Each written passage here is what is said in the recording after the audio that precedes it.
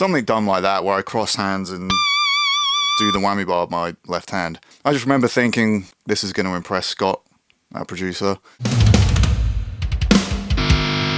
So I'm going to revisit some of my favourite licks and leads from Conclusion of an Age.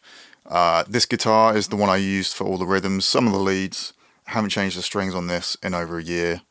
So my playing's not going to be great because my fingers keep sticking to the strings. But that's some excuses out of the way for some bad playing.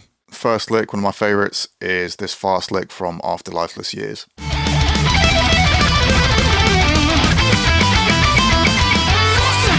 So that one's slowed down.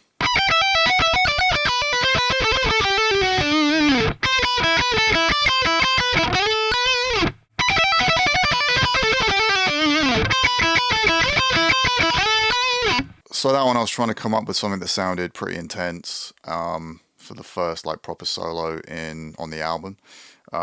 Big intervallic leaps always sounds more technical, I guess. Always makes your ears prick up when you hear like big stretches and that kind of thing. And I think it was kind of inspired by some of the like Dimebag. He does some weird like almost chromatic pentatonic-y thing. Like not chromatic, maybe symmetrical run in Throes of Rejection. So maybe I was trying to go for something like that. Every time I heard that lick in Throes of Rejection, I never learnt it, by the way. I remember showing my guitar teacher and he was like, oh, it's something like this. Every time I heard that, I'd be like, that's so cool. So I think that was partly the inspiration for that kind of lick. Up next, going to check out the intro lead from Transcendence. Always really like this one. Tons of the leads on Conclusion of an Age are heavily inspired by Individual Thought Patterns era Death. The solo in Trapped in a Corner, where it's sort of like changing from like a Phrygian to like a Lydian thing and a key change. Always really like the way that sounded. So yeah, let's check this one out.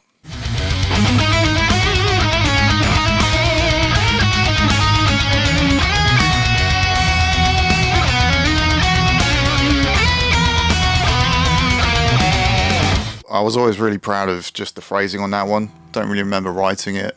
I think it was written as opposed to like improvising in the studio. I definitely remember when we did Casting Shadows EP and I'd written all these solos and it was like really complex and I was like really struggling to like nail a solo and I was just like, right, I'm just going to improvise and just try and just channel some more like vibey, tasteful licks. And a huge influence of mine back in the day was the guys in Soilwork, Peter Witchers and Ola, I forget his second name, I think it began with F. But either way, particularly all the solos on the album Natural Born Chaos. Musically, I like the album, but particularly the lead playing and all the phrasing and the melody on that record was like really inspirational to me. So I think a bit of that kind of Death, Individual Thought Patterns era stuff and the Soilwork melodicisms were what were inspiring a lot of like the lead playing on the record. Up next, going to check out one of the licks from Reflections Through Fire.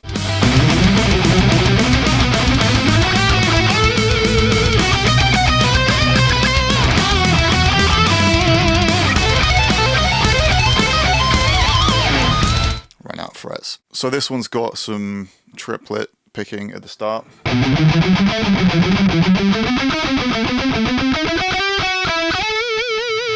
And then I always like this little lick.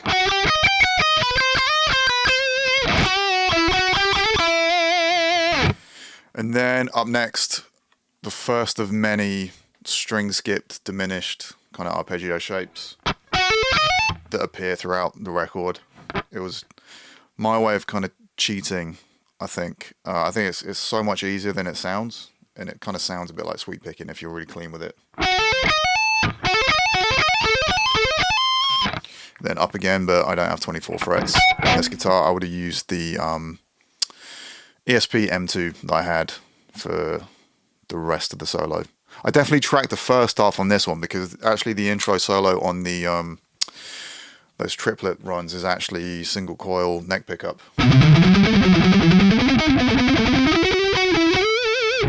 And Scott kind of EQ'd it to not sound quite as neck pickup-y. Let's check out the Conclusion of an Age lead section.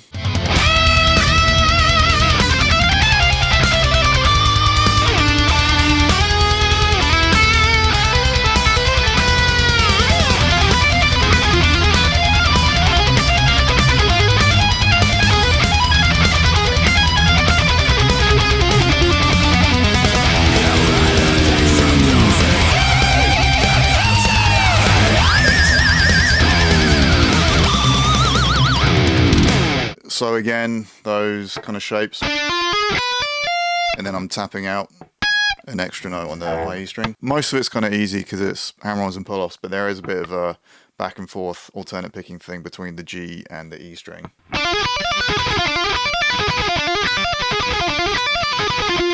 Up next, going to check out a solo, the first solo from Swallow the World, and there's a lick in here, or like the start of the solo was inspired by this band that Scott was telling me to check out for the lead playing, which was a band called Vicious Rumours.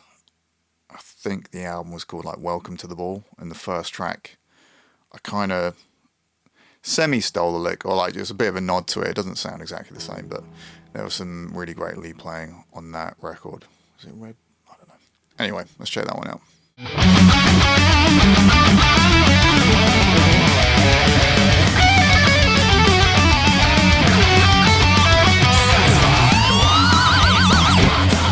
The lick at the end of that one's pretty tricky to get. That one is.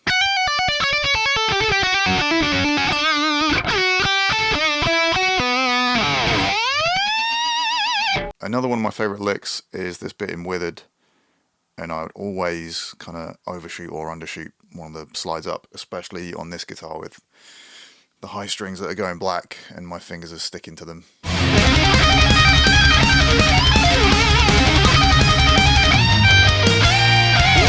Again, sounds a bit like that kind of individual thought pans trapped in the corner solo, like when it goes up to Lydian.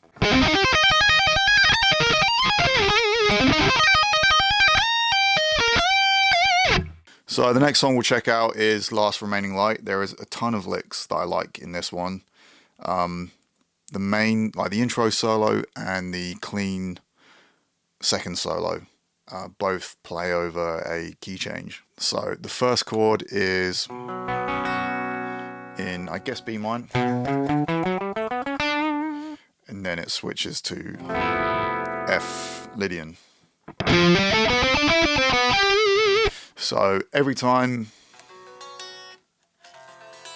it changes chord, or it goes back and forth, we are changing key, and I'm changing the scale that I'm playing. So yeah, B minor to F Lydian.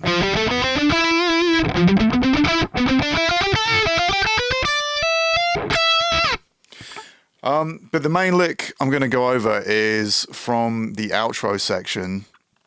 Not a lot of people know this, but my friend Chris O'Toole plays like dual solos with me. So I think I go first, then it's him, then me, then him on the outros. And there was a period where he was potentially going to be in the band. We recorded the album with just the four of us, and then Bailey joined afterwards. And we had just parted ways with G, or Gurney, our previous guitarist, who, by the way, wrote a bunch of the riffs, like the verse riff and the chorus and the pre-chorus riff in Reflections Through Fire. So he wrote the riffs.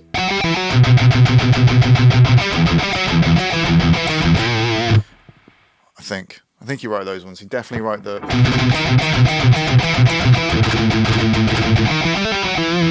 He definitely wrote the that lead thing. I think I wrote the.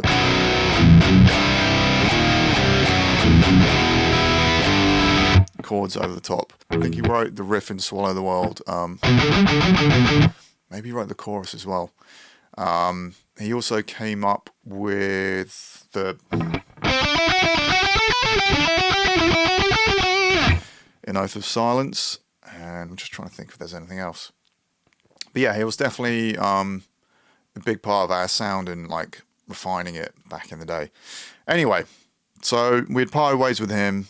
We were just in the studio, just the four of us, and Chris O'Toole was maybe going to join. He ended up doing, solos on the end of Last Remaining Light. We ended up going with Bailey because we had toured with him before. We were really good friends with him, so it just made more sense to us.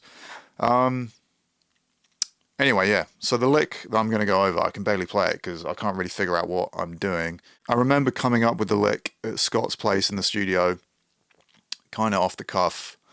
I was in like full shredder mode. Obviously I wasn't a vocalist back then, and I remember just feeling a bit cocky about this lick because like my hands cross over and then my right hand's tapping and then my left hand does the whammy bar. So yeah, let's check that one out.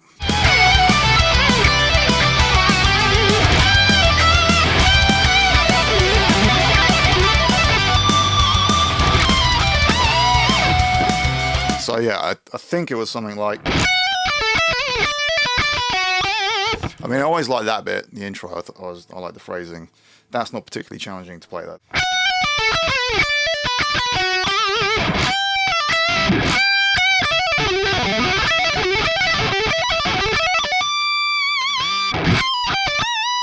Something dumb like that, where I cross hands and do the whammy bar with my left hand. I just remember thinking, this is cool. This is going to impress Scott, our producer. But yeah, there's a bunch of cool licks on that one. And it took me a while to remember like who was playing what, because our styles kind of cross over a bit. There's definitely which Chris O'Toole has done in Another Divine Chaos. It's a very Alex Skolnick thing, and I've done it too, like in the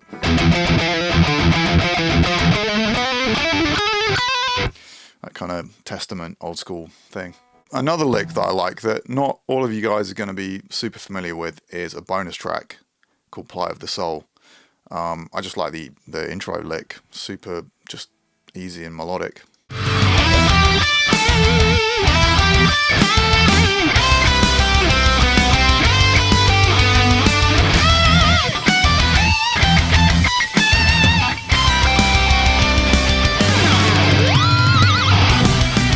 So I'm going to look back over some of this footage and see what jogs my memory. So this comparison, we were touring with Suicide Silence, Abigail Williams, Eternal Lord, Solosis. It was like our second ever tour.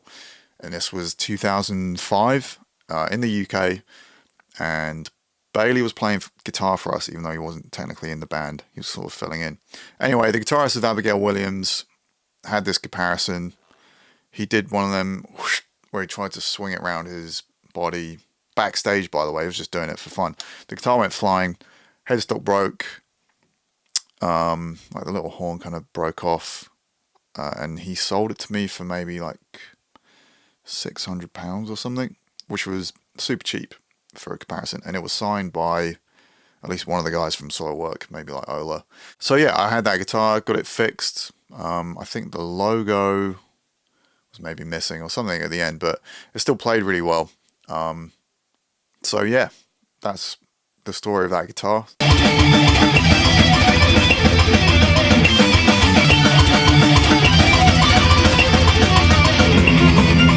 So that Afterlifeless Years lick before it is that it's really hard to come in super tight and clean on the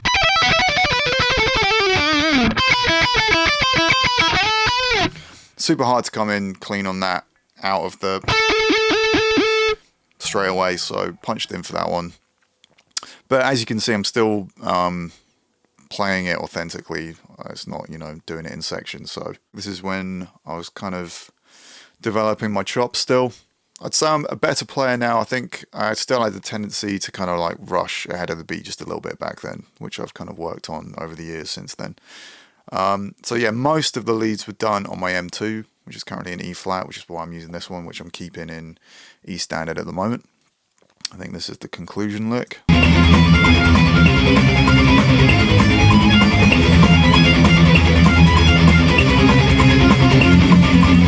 Hotel room. Proud of that. Pretty authentic lead tracking, doing it all in one big chunk. I practiced a lot of the time. I wanted to make sure that I was kind of nailing everything. And also, Conclusion was the first time I'd really understood more modern techniques of recording and punching stuff in. I recorded our first two EPs myself, and all the guitars, all the rhythm guitars, were just done in one go. And there may be like one or two places where I punched in, but I didn't really understand punching in. I didn't really understand, editing guitars back then. I didn't record a DI. So there was no looking at my guitar performance. I was just recording my amps, set them up in a different room in my house, and record everything in my bedroom. And yeah, I mean, I didn't even know how to crossfade. So if there was a punch in and it went, because it wasn't crossfaded properly, I just did it again and just didn't really understand what that noise was. So either way, so my approach to recording was nail everything as perfectly as possible on the way in without realizing you could, you know, edit and chop stuff up and punch in like section by section. We did a bit of that for the rhythm tracking for sure, but I was still wanting to be as like honest as possible with the recording and playing. So that lick I remember coming up with in the studio, we were just gonna go dum dum dum dum, then the solo starts, and I was just probably bored with a guitar on my lap. Whilst maybe Jamie was tracking some vocals or something, or someone else was tracking, maybe it was drums. So yeah, I came up with that one. Admittedly, I haven't really played that one live in a while just because I'm doing vocals now and I'd either have to stop singing to like get my guitar up on the monitor and kind of bend over, because it's kind of a dumb thing. You can see me, my position in this one, like I used to write a lot with a guitar sat like this, but I don't like playing with my guitar like that live. And it's really hard to kind of nail some of the stuff where you write in this area and you're practicing at home like that or writing it like in front of a computer. Then you come to play it live, you're like, I cannot reach that. I can still play it if I'm sat like that, but it's one thing doing it like that, another thing doing it live. So admittedly, doing the vocals before this bit take precedent for me live. Every now and then I'll try and get there in time and just see if I can still whip it out. Can't play that properly on this because I only got 22 frets. Either that or I'm just going to make an excuse. Yeah, no, I would need that fret. I don't have it.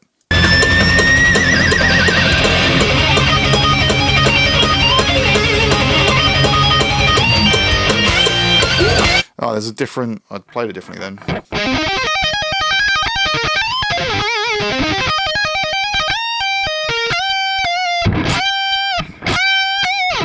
Not used to playing a guitar with the Floyd Rose, and my bending is a bit off there.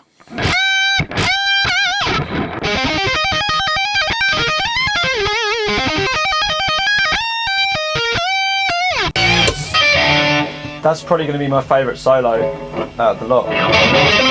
Thank you, Jamie.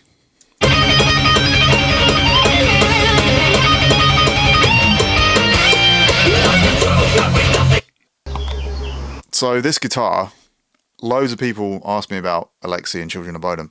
I've never listened to them. We toured with them in 2015. Great guys. Alexi was super friendly, kept to himself, pretty quiet. So, you know, no disrespect, I just never listened to them. I got this guitar because of the band Animosity, because either one or two of the guitarists were using the black and yellow one in one of their videos. And at the time I was just like super into thrash, wanted a V, so I got that one. And the amount of times people asked me about Children of Bodom, it's just not for me. Then I sold it not too long after because everyone kept asking me about Children of Bodom. I was like, I don't listen to them. I don't know any of their stuff. Sorry. You got any food? You guys? Nah. No food at all. Got no food.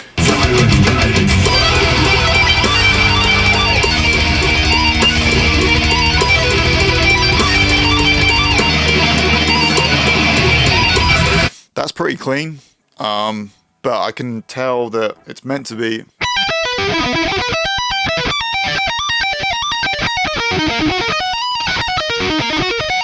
With the.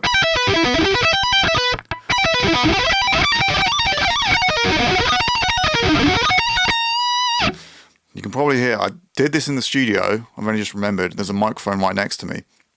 We were tracking the acoustic guitars to Last Remaining Light, and when I concentrate, I kind of like move saliva around my mouth. And Scott was like, there's this like creaking or crackling coming from somewhere. He thought it was like a broken cable or whatever, and then I was like, oh, it's me, it's my mouth.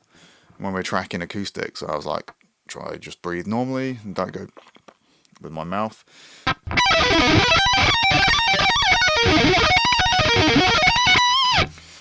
That wasn't the best, but yeah, I've started playing it with it's a little bit harder to play. It just sounds a bit more aggressive just picking that. And back in the day I thought tapping it looked cooler. And there's probably some argument that the tap note is harder because I've got to reach back over.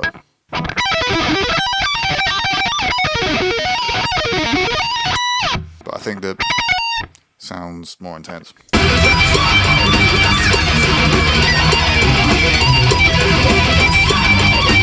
I'm sort of, there's actually a little stop in there, or at least on that time round I went.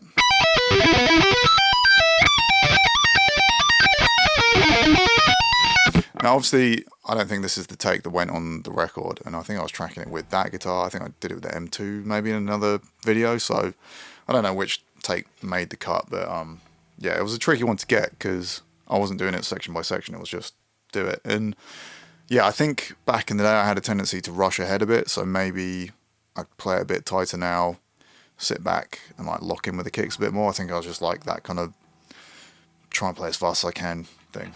Yeah, I wanted to use this guitar for a lot of the solos. I liked it, and I really like single coils in the neck. But playing stuff like that on a 22 fret guitar, bolt on is not a problem, but if it's bolt on and 22 fret, a little bit trickier.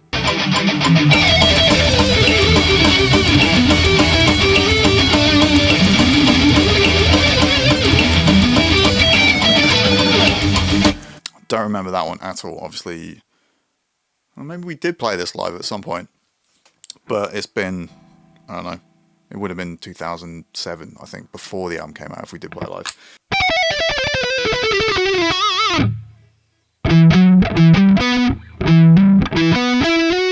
Don't remember that.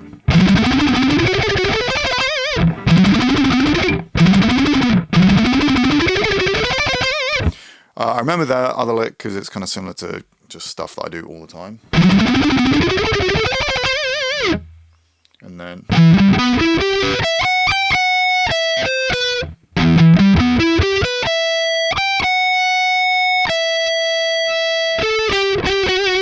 let me look at that again.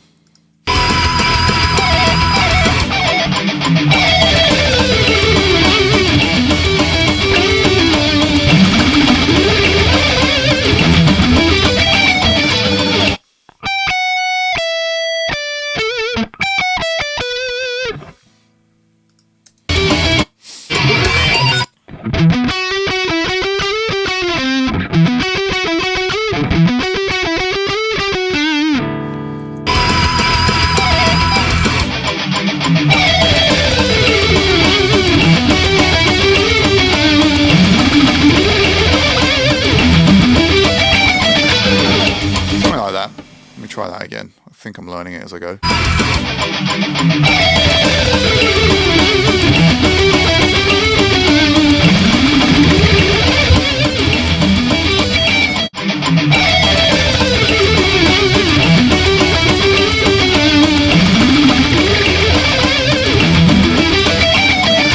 Nearly. Yeah. So that's a tricky one to get because it's slow and it's alternate picks, but it's kind of like a slow, sweep picking arpeggio shape, but I am just alternate picking it. I'll try that one more time.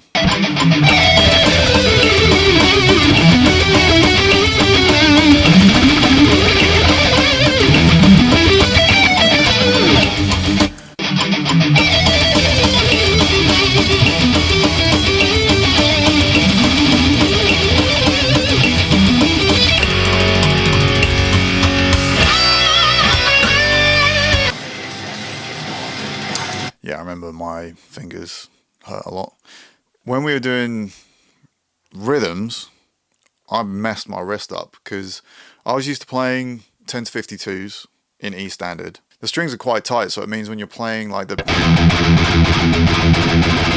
there's no like bouncing around, so you don't really have to control the strings. So it's actually kind of easier for rhythm playing when the strings are a bit tighter. But I don't know whose idea it was, but I think it just sounded better. Maybe I had this guitar that I didn't intend on using for rhythms with 10 to 46s. And I think we realized, or like in the studio, that thinner strings sounded thicker. You don't get as much like, because the thicker the string is, the bigger the whines will be and the more they're going to catch with your left hand for all the noises. Maybe that's not entirely true. Either way, 10 to 46s sounded way better than 10 to 52s. But it meant that I had no control over the strings were just bouncing all over the place, and I just had like terrible tendonitis for the first few days, and I was like, we're going to have to go home. I remember getting loads of like deep heat. I just played through it in the end.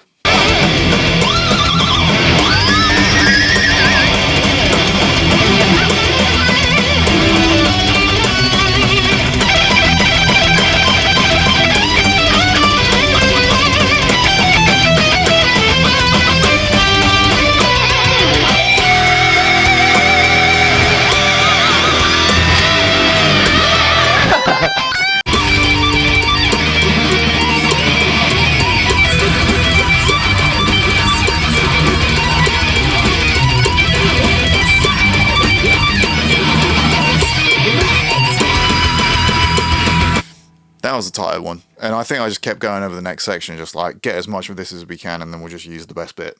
So that's why I'm playing it over the wrong section.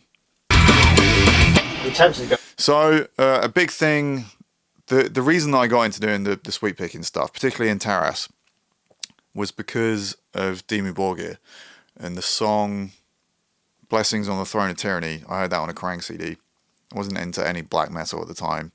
Heard that, I was like, this is incredible. Like, that album's still like top 5 records for me of all time.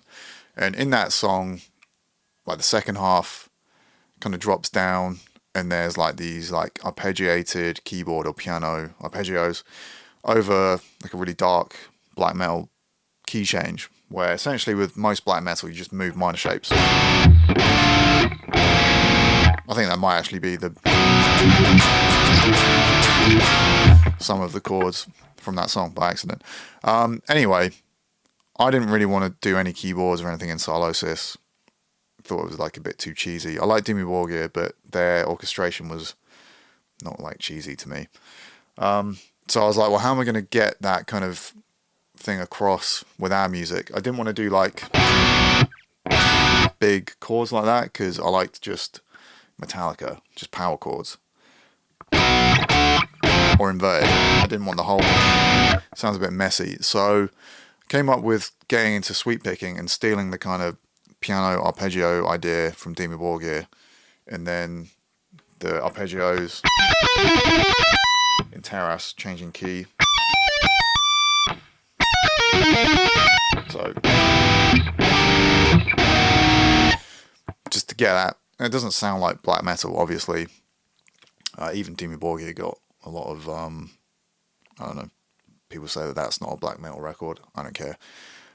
Either way, yeah, that's what inspired me to do that kind of sweep picking stuff, and a way to use sweep picking in the music without it necessarily always being in solos, and trying to make it not sound cheesy, to like outline the chord changes that we're doing as opposed to just cheesy sweep picking. So that was cool to revisit some of those leads.